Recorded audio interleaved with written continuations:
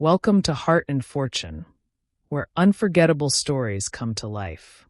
If you love emotional journeys, true love, and shocking twists, you're in the right place. Make sure to hit that subscribe button and get comfortable. Now, let's dive into today's story. They say that love, true love, is supposed to last forever. But what they don't tell you is that sometimes it disappears without a trace.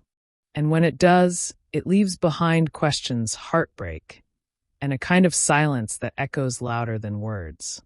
My name is Alina, and 5 years of my life were spent loving one man, only for him to vanish, as if I never existed. Then years later, I opened my mailbox, and there it was, a wedding invitation. From him, the man who ghosted me, the man I once called my future. But let's go back to the beginning, when everything felt like a fairy tale. I met Daniel at the university library during my sophomore year. I was 19. He was 21. He had that easy kind of smile that made people feel safe. Like he already knew who he was and where he was going. We reached for the same psychology book. Our hands touched. Cliché, I know, but sometimes clichés are real. He laughed and said, "If we're both studying human behavior, maybe we should start with each other." I blushed. That was Daniel, smooth, confident, magnetic. We started talking. First about classes, then about life, then about our families, our dreams, our deepest fears. By the third week, I knew I wanted him in my life. By the third month, I was already falling in love. We weren't perfect, no couple is. But we fit. He was the planner, the protector, the one who always had a backup plan. I was the creative soul, always overthinking, always writing poetry about him in secret. He'd drive 3 hours just to see me for 20 minutes during exam season. He'd leave notes on my windshield when I had bad days. He met my mom after just 4 months, and she adored him. We talked about marriage, kids, our first home. He even made a Pinterest board called Future with Alina. Looking back, maybe I should have seen the cracks. Sometimes he'd go quiet for days. He blamed stress, deadlines, family stuff. And I believed him, because I wanted to believe him. Love makes you do that. It blinds you in soft, beautiful lies. But even then, a part of me kept wondering, why did he always turn his phone face down when we were together? Why didn't he ever introduce me to his friends from back home? Why did he always change the subject when I talked about moving in? But love, it's patient. It's hopeful. And sometimes it's foolish. It was a Sunday morning. Bright, clear, quiet. We had brunch plans. I wore my favorite dress, the one he said made me look like spring in human form. I texted him. No reply. I called. Straight to voicemail. I waited. 1 hour. 2. 6. I went to his apartment. His car was gone. His roommate told me. He moved out last night. Said he needed a fresh start. I stood there frozen. No goodbye. No note. No closure. Just silence. Daniel was gone. After Daniel left, I stopped recognizing my own reflection.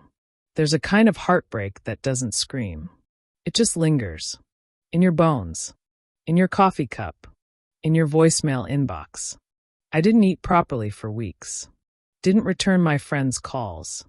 Didn't tell my mom the truth. How could I? How do you explain being erased by someone who promised forever? I searched for him online, no trace. No Instagram. No LinkedIn. Not even an old email bounce back. It was like he'd vanished into thin air.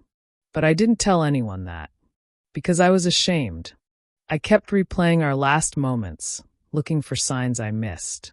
Was it my fault? Did I push him away? Was I too much?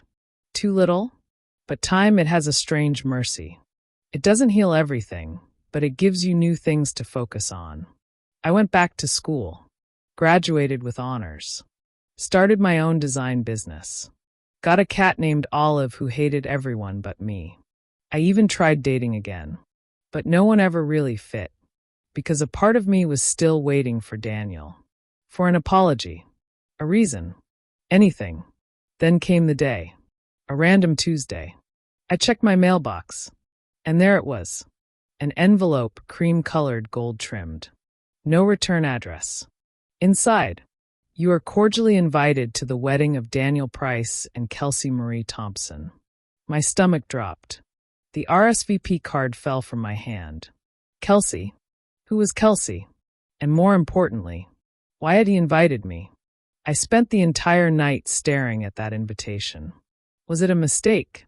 A cruel joke? Was he taunting me? I Googled them. They were real. She was a lifestyle blogger, perfect smile, shiny hair, 200K followers. They looked happy. But then I looked closer. The proposal photo was taken in a park I used to love. The ring he gave her. It looked exactly like the one we designed together in a jewelry store. Down to the hidden sapphire under the band. That's when I knew. He remembered everything. And that invitation? It wasn't a mistake. It was a message. But what was he trying to say? I thought of tearing it up. Burning it. Pretending it never arrived. But something in me shifted. Maybe it was closure. Maybe it was curiosity. Maybe it was the years of silence boiling into one final question. Why did he leave? And why now was he calling me back? I marked yes on the RSVP. And just like that, I was going to the wedding of the man who ghosted me. The day of the wedding arrived. Cloudy skies. A breeze that felt more like a warning than a whisper. And me standing in front of a mirror, questioning my own sanity. What kind of woman goes to the wedding of the man who vanished from her life? Maybe the kind who still has questions. Maybe the kind who's finally ready for answers. The ceremony was held at a vineyard outside the city. Lavender and white roses. Violinists playing soft classical music. Waiters offering champagne. Everything looked like a dream. But all I could see was him. Daniel. Standing by the altar in a navy blue suit, smiling like his world was finally complete. He hadn't changed much. Same sharp jawline. Same dimple when he grinned. But something in his eyes. Something was different. Was it guilt? Or something else? A few heads turned when I walked in. Some guests looked confused. Others whispered behind champagne glasses. One older woman, his aunt maybe, leaned in and said, "Is that her?" Her. As if I were a ghost stepping into the land of the living. I sat in the very back, near the last row. Just close enough to see everything. Far enough not to be seen. Or so I thought. The music started. The doors opened. And Kelsey walked in. Beautiful. Elegant. Glowing. But she wasn't the one I was watching. Daniel's eyes scanned the crowd. Row by row. Until they landed on me. He froze. Just for a second. A flicker. Like a glitch in the matrix. Then he blinked, forced a smile, and turned toward his bride. But I saw it. And in that moment, I knew. Something was wrong. The officiant began his speech. Talked about love, patience, destiny. Then came time for the vows. Kelsey went first. Hers were sweet, practiced, glowing. Then Daniel opened his mouth. And said nothing. 5 seconds passed. Then 10. His hands trembled. He looked right at me. And said, "Before I say anything, I need to be honest." Gasps rippled through the crowd. The violinist stopped mid-note. Even the wind seemed to pause. And that's when Daniel confessed. He looked at Kelsey first, then the crowd, then finally, me. There's someone here today who deserves the truth more than anyone else in this room. 5 years ago, I disappeared from her life without a word. No explanation. No closure. I was scared. Scared of not being good enough, of being exposed for who I really was. I lied. I ran. And I've hated myself every day since. Kelsey's face turned pale. Guests began whispering louder now. "Alina," he said, his voice cracking, "I invited you here because I needed you to hear this from me. Not from rumors. Not from social media. From me. I never stopped loving you. I just stopped loving myself." Silence. Complete, heart-stopping silence. Then, he looked at Kelsey and whispered, "I'm sorry." Kelsey stepped back. Her bouquet hit the floor. One guest shouted, "You've got to be kidding me." Another one tried to grab Daniel by the arm. Kelsey's mother stormed out. And I just sat there, frozen, because part of me had imagined this moment 1,000 times. But never like this. Daniel left the altar, walked down the aisle, toward me, every eye in the room on us. "Alina," he said softly, "can we talk?" And I looked up at him, heart thundering, eyes stinging, voice shaking. "You don't get to choose when you break me and when you come back to fix me." And then I walked out. The sun had finally broken through the clouds. I got in my car, drove away. No tears this time, just peace. A strange, quiet peace. Because closure doesn't always come with apologies. Sometimes it comes with the power to walk away. 2 days passed. No calls, no messages, no more invitations. Just me, sitting in my apartment with Olive curled on my lap, the wedding dress catalog still open on my table untouched. It was over, but strangely, not in the way I expected. That wedding, it wasn't just the end of Daniel's story. It was the end of ours. I thought I needed answers. I thought I needed him. But in that moment, as he stood before me with trembling hands and tearful eyes, I realized something powerful. He didn't leave me because I wasn't enough. He left because he wasn't. A week later, a package arrived at my door. No name, just a wax seal and a handwritten note. Inside was a letter from Daniel and a flash drive. I hesitated, then played the video. There he was, sitting on a park bench, eyes raw, voice shaky. "This is for you, Alina.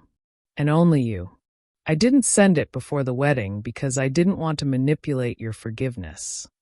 I didn't tell anyone this, but 5 years ago, I was diagnosed with severe clinical depression. I thought if I left, I'd be saving you from the version of me that couldn't be loved.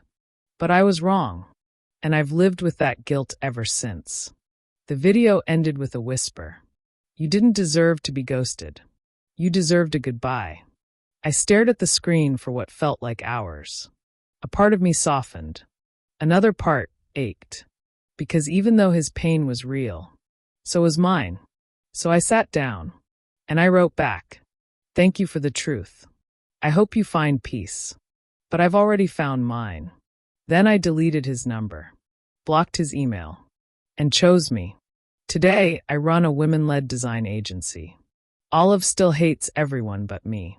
I journal daily. I travel monthly. And I've stopped looking back. Sometimes the people who break you the most teach you how to rebuild stronger. So if you're watching this and you've been ghosted, hurt, abandoned, here's what I'll tell you. You don't need their apology to heal. You just need your own permission to move on. Because love, real love, doesn't vanish without a trace. And the one who's meant for you, they'll never make you question your worth. Don't chase the closure you think you need. Build the peace you deserve. And one day, you'll realize that the chapter you thought broke you was actually the one that finally set you free. Thank you for spending time with us today on Heart and Fortune. If this story touched you, leave a comment below. We love hearing from you. Don't forget to like, share, and subscribe for more true-to-life tales every week. Until next time, stay strong, stay hopeful, and take care.